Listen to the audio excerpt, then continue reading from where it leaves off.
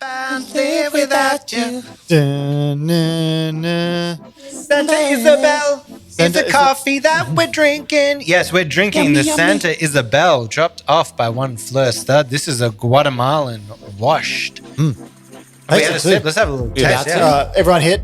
Skull. All right. We're literally having coffee break on the coffee break. I love this. What does it say there? Caramel, nashi pear, and what? Was it plum or something? Yeah, plum. Red plum. I can get all of that. Yep. Nice little bit of red coming through. It's nice and sweet. I would say for these market lane, from my experience, I always feel like it's super clean coffees. Always very like light, delicate, nuanced. It's not these, you're not getting these big flavor bomb, punch you in the face kind of situation. It's kind of like always very true to origin, very like polite. Yes. I would say. That is a very good and concise way of putting it. I feel like Guatemala as well is one of those, even though it's not, but it kind of is. It's kind of like an underdog coffee producing country. Like not as many people appreciate it as perhaps they should. A lot of great coffee coming out of Guatemala. I went to Lumen on the weekend. Oh, Lumen people. Yep. Great experience. They were so lovely as I went in there. I went in, ordered a pour over. I got a Guatemalan there. So that was the Santiago Morales. It's a washed. That was delicious. It was like very straight to the point. It was like clean, bright, lots of lime, like really classic guat kind of coming through there. Really nice. And they were super lovely as I was there. While I was sitting, they even brought me over some of their batch brew, which as I had it, I was like, this has got Kirk written all over it. You know this is a fresh batchy. You know this hasn't been brewed longer than like half an hour ago. Like it tasted like a pour over. It was clean. It was a Yergi, nice Yergichev. Less on that kind of citrusy side, more on that kind of stone fruit, apricot kind of situation. I noticed that you're recording a lot more of the information about your coffee these days. You're writing it down. As I said, I wanted to make the effort. I did a call out on the Instagram on the weekend, just saying like, where should I go? Where do you think? And I think it's because I always go in and normally I just say to whoever's there, like, give me whatever you're loving. I'd love it. And they'll be like, yeah, we got this Kenyan, da, da, da, da, da. And I kind of don't take it in. I go, perfect. That sounds great. And I have it and I will either enjoy it or not or whatever the situation is. But I'm not paying enough attention to producers and all that kind of thing. I'm more so looking at just like origin and maybe like the processing and just being, yeah, that's great. With this newfound love for cataloging coffees, I kind of feel like I just had an idea that popped into mind. Mm-hmm. We've been talking about doing like an episode that kind of wraps up the year, right? Yeah. What if we did like an It's Just Coffee Wrapped? Yeah. In honor of the Spotify Wrapped, We list all the coffees. We'll list our top 5 coffees, top 5 cafes or something for the year. Yeah. Should we do that?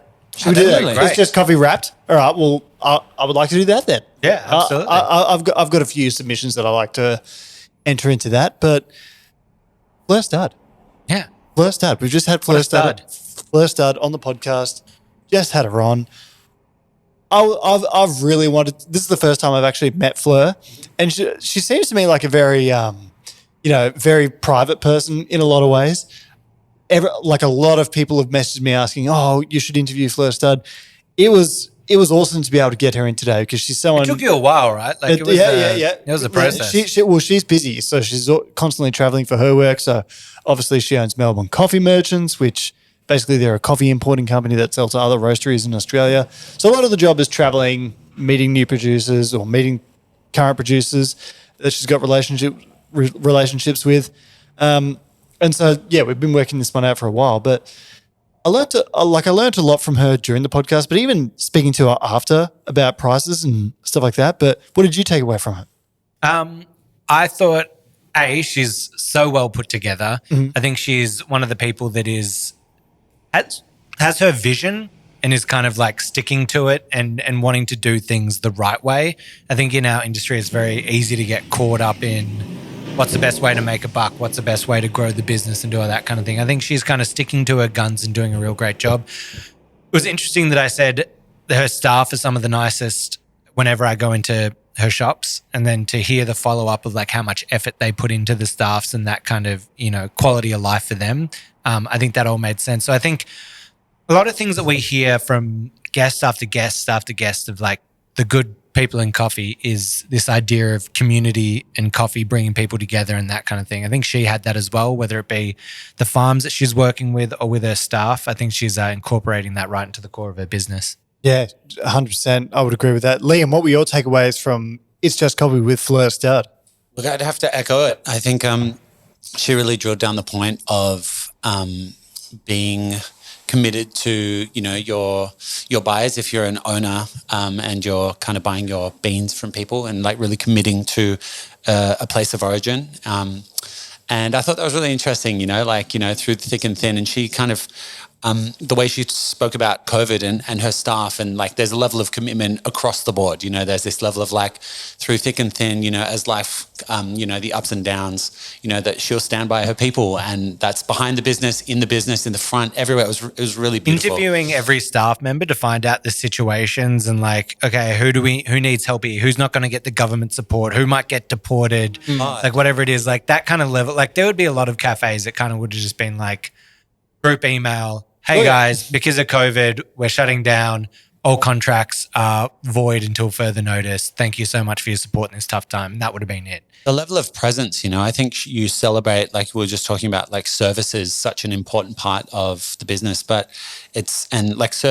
with service comes presence. You give your attention and you're present with the customers that come through, and you know them and you know their life. I think it really reflects when people who have more responsibility in the business and more stress or other things, if they can also make the time to be present with their people, it's just a trickle down effect, and it really shows that. Yeah. Well, it's interesting to sort of follow that on with what we asked her at the end of the show, which is like, do you think that humans will always be a sort of integral part of the cafe? Because we asked 10 years from now, what do you think the coffee industry will look like? And a lot of people would probably tell you like a lot of automated ordering and all these sorts of things. But I don't know. I still feel like as AI becomes more of a thing, as technology advances, I still think, and I agree with her, that people will always be an integral part of the coffee experience. Agree? Disagree? Yeah, I mean, I completely agree. I think that question is always just like how it's implemented, what does it mean? Because the people who are pushing pushing technology in the next steps, their argument is always, well, it frees up the barista to be the person who's talking about the coffee and do it more. Because I know when I was working in a busy cafe as the most knowledgeable person maybe on that day in coffee behind the machine, if a customer's coming up to me and trying to ask me some question about coffee and I've got a docket line, 30 dockets waiting to go out, I'm like, get away from me. I'm so busy. Like, this is so annoying right now because I'm put in a situation where I'm not able to offer that knowledge and advice. And I guess some of the argument would be, if it frees up your time, does that allow you to engage with the customer more, talk about the coffee, where it's from, the stories, the tasting notes, One thing I wanted to ask both of you, kind of hot off the press, Fleur and I sort of spoke about coffee prices off air, and then you asked me during the show, this episode, about my podcast I did with The Briefing. Yeah. So talking about coffee prices. And basically, I think in Australia, coffees that have a 5 in front of it, like $5, they're almost going to become a thing of the past, or at least specialty coffee anyway, because the commodity prices jumped that much this year, and I think it'll go down, but I don't know if it'll be by that much. But she was saying that they're going to lift their prices from $6 to $6.50, and then it might even have to go to $7 at some point next year. What do you think happens to a coffee market like Melbourne when coffee prices reach that point? I think the interesting thing to look at here is I think there's always going to be a desire for that higher end stuff, right? Because it's an experience. It's something different. People aren't thinking about the price as much. I came in and had one of the best coffees of the year at Project Zero, and I spent $26 on a double shot espresso. But you're having a one-of-a-kind coffee experience where I'm like, great, that's nothing when I'm paying for this incredible experience. It was a Finca Deborah geisha, bloody this, that, and the other. It was pretty good. Pretty good, that coffee. Yeah. Takeover, the lot was called. Yeah, very good. So I had that, but I think the interesting part for that middle market is going to be the home market. We're seeing Breville stocks skyrocket. We're seeing the numbers go up. We're seeing more and more people brewing at home. And that's where, that $60, $70 a kilo bag of coffee that you can take home, that, if you're doing a single shot, is running you in the range of 60 to 70 cents an espresso. If you're doing a double, you're getting up to that, $1.40 kind of thing. So that's where it becomes an approachable cost point for the market for those types of coffee. But it's going to be interesting in the takeaway world, seeing that. It'll be interesting in the States, looking at something like Luckin Coffee and what they do over there. I think that's going to be a huge disruptor, especially if they're knocking down the prices way cheaper than Starbucks and that. I think it'll be interesting to see. Well, I kind of feel like, and I've spoken about this with Jamie Thompson before, that there's these two directions that I guess coffee consumers will go to, and that's your 7-Elevens and basically specialty coffee stores, and there'll be less room for people in the middle, which we spoke about in the podcast. And, you sort of couple that in with, well, we've got less people going into the city these days in Australia and in the world, less people frequenting cities. So there's like less traffic, and then of course the prices will go up and people will probably be a bit more selective about where they go. So there's probably some interesting times ahead for the coffee industry. But it is interesting. I would still say that a majority of people, we know that 80-something% of coffees are still milk-based drinks. And when you really come down to it, especially, depending on the age group of what you're looking at, people are still probably just after a chocolatey, milk coffee, just a really kind of standard espresso thing. And even though they might venture out and try something different, they're still kind of coming back to that standpoint. And I don't think there's people who want that cafe culture without, going down to a 7-Eleven level or that. They want the interaction with the barista. They want to go into the cool place where they're known and it's a break. They can leave their office at 10 o'clock to go get a coffee and do whatever. So I think the problem there is, and why some places are seeing dips, is there's just so much of it at the moment. I think you've tapped a market where you're offering A, exceptional coffees, but B, you're doing different co-ferments and different rare coffees and that kind of stuff. So there's a market that, there's not many people doing that in the city. So it funnels a lot of people to you to get that experience.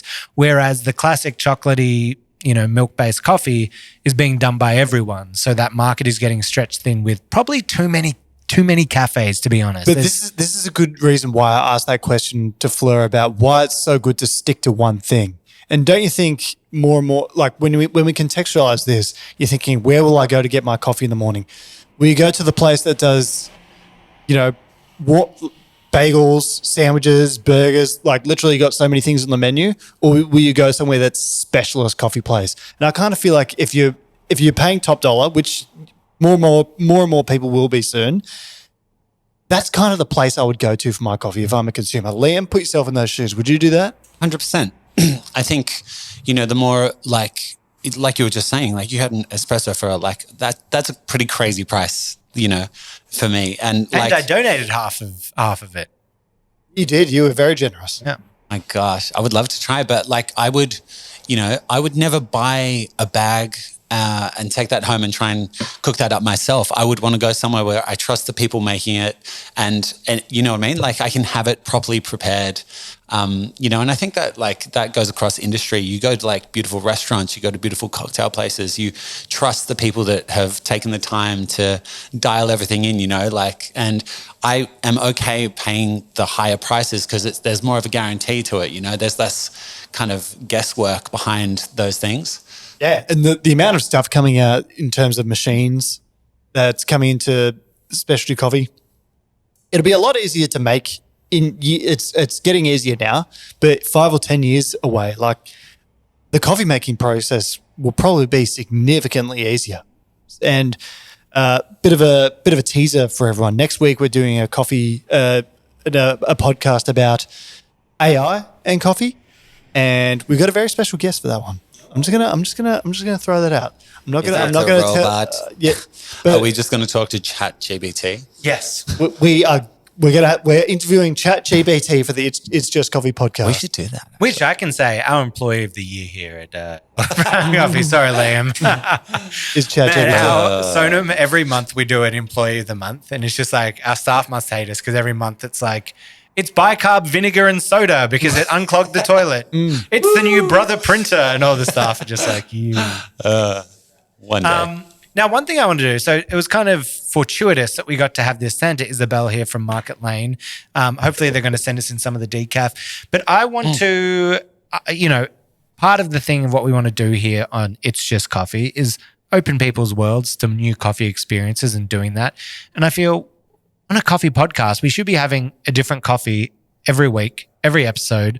So I don't know how we work this out, but like if you're a roastery, Australia, but it could be global. Like, it can be shipped over. If you want to send the coffee, we'd love to try it on the pod, give our thoughts on it. We want to open up as many doors and kind of like open up you to places that you might not be familiar with. And I think that'd be fun just to try some different ones. We can definitely try to mix it up with a bunch of different processing methods, origins. We could look at it and think about how we line those up and play it out across. And, I don't want to be like, if someone's happy to send us a bag, that'd be great. If things are tough and you need to, make that extra $1, we're happy to pay. Just send us an email. We'll pay for coffee. We will feature more coffee on the podcast. That's for sure. Yeah. And I'm looking forward to that. Who's on your list?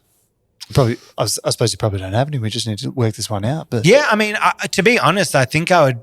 There's all the classics that I would know, but I'd love to get some from places that I don't know. I think it'd be cool looking at even globally, like getting some different ones. It'd be kind of cool to see how they're doing things, what the roast style's like, whether we, see similarities or differences in how it's done. I've heard a lot of good things about, but I surprisingly have not tried. Prodigal Coffee. So that's Scott Rowe's coffee brand. So that'd be good to try. Obviously, maybe some of the different, online influential people. Big Face. We should get some Big Face. We should get some Onyx. Did you see Big Face just opened a shop actually? No. So Jimmy Butler now has like a bricks and mortar coffee store in Miami. That's sick. I'm pretty sure there's a basketball court outside as well, so you can makes sense. have an oat milk latte and throw some hoops. Now, one thing that we did have to pull out, we were talking about doing the live pod at the end of the year. We have pushed that back until next year because start of the year, we think everyone will be back from their vacays. It'll be good to do something, get everyone around. There's a few different things that we want to do. We can do a live event. We were saying at Project Zero. Obviously at MICE, there should be something that we do as a little pop-up around then. So we'll do something in the new year, get everyone back from their Christmas break. It was just becoming too much of a rush and we didn't want to make it a impediment on people's lives. We also want to make sure as many people can attend as possible. Yeah. So, smaller amount, but good. Yeah, so exactly. I'm looking forward to this as well. Looking forward to connecting with people that I'm actually having a lot of people come into the shop and say, "Hey, I listened to the podcast." And every week it's happening now. So more and more. So more of you are listening. We check the stats just before the show. More and more people are tuning in. So this is 30K, great. baby. 30K. So we're looking forward to obviously making more episodes into the new year, and we've got some excellent content coming up. Absolutely.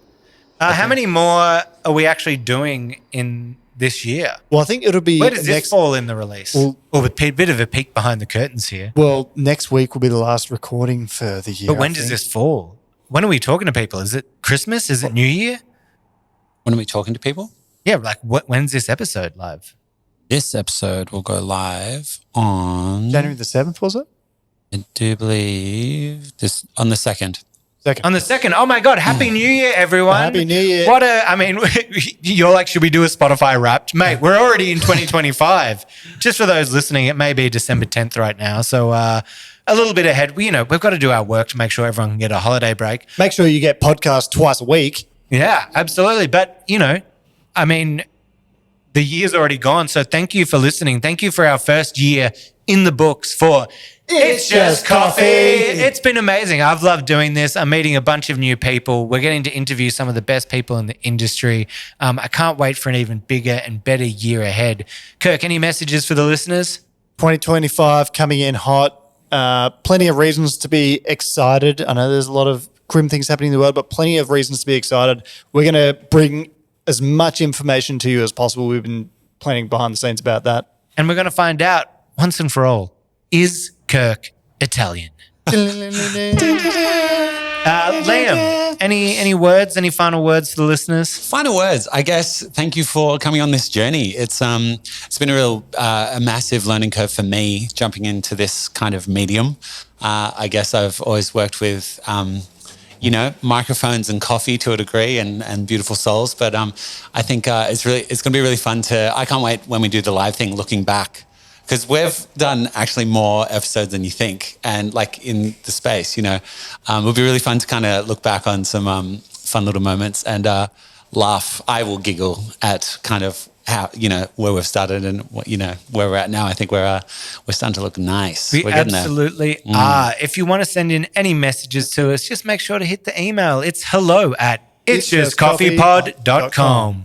Also, check out all of our socials. We're up on YouTube with the live recordings. You can see our pretty faces if you want to see that. What a joy. We get a lot of listeners on the audio pod.